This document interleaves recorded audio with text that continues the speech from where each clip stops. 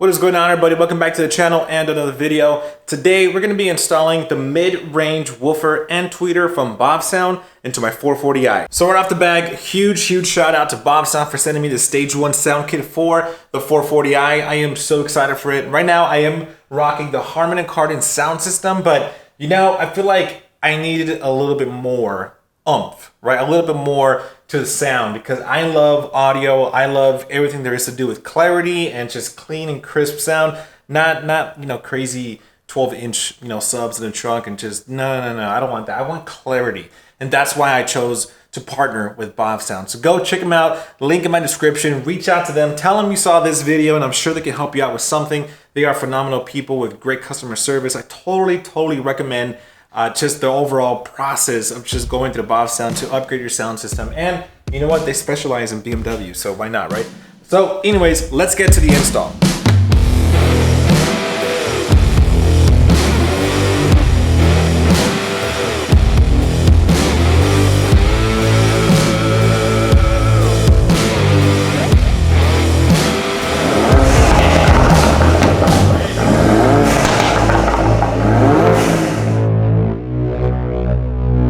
Well, let's get started.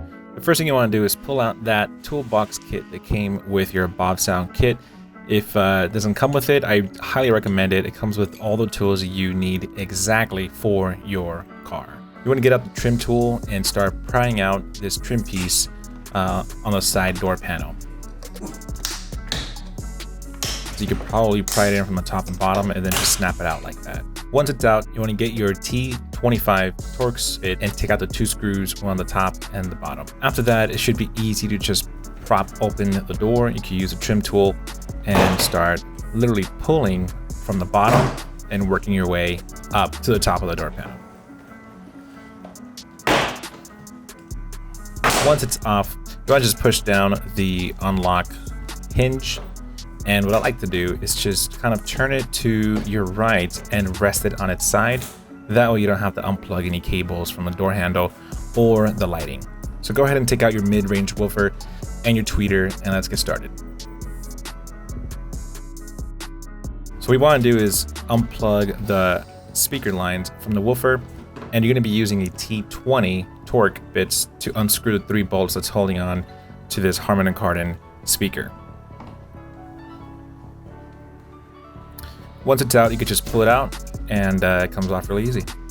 The tweeter, it's kind of tricky. Pull up and pull towards you, and the tweeter holder should come out. On the tweeter itself, you have these little hinges, plastic that's holding onto the tweeter, so just make sure that you're careful with these. You don't want to pry too hard. If you just hold on to 2 of them, this is just pull out the tweeter itself. Up next, get the BavSound tweeter, push it in, and wait until it clips, and then it's nice and snug.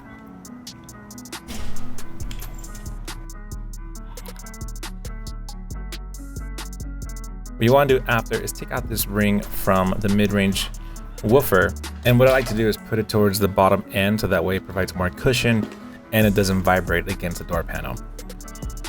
The next thing you want to do is pull out on this foam stick-on. It's going to be really gummy and sticky, and what you want to do is put the cables through the hole of the speaker and in between that stick-on pad and the door panel.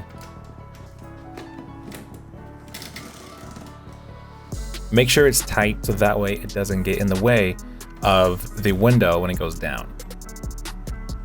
Lastly, put the speaker in and start screwing on the T20's bolts. Make sure that you pull the speaker cable nice and tight, because if not, then you're going to have to take off the door panel again and readjust it. You don't want that window to hit those cables, so make sure it's nice and tight. Up next, you're going to get your T20 and start screwing in these small screws to hold the new BavSound woofer.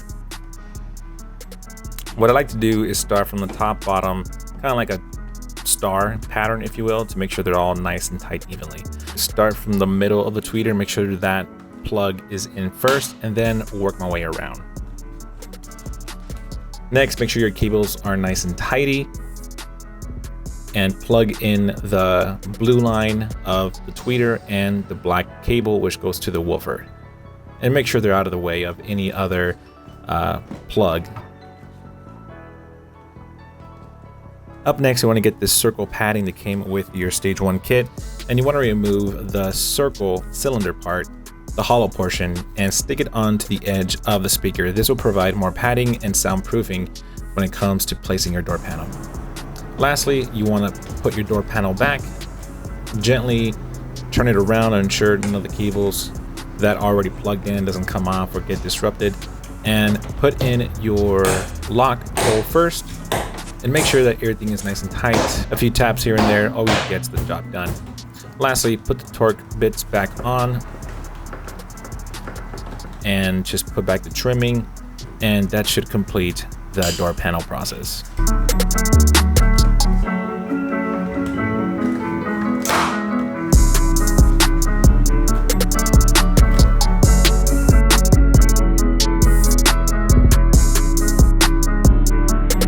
Overall, this install is pretty easy. You want to make sure you have the right tools, which is why I recommend getting the toolkit from BavSound. It will save you time and headaches.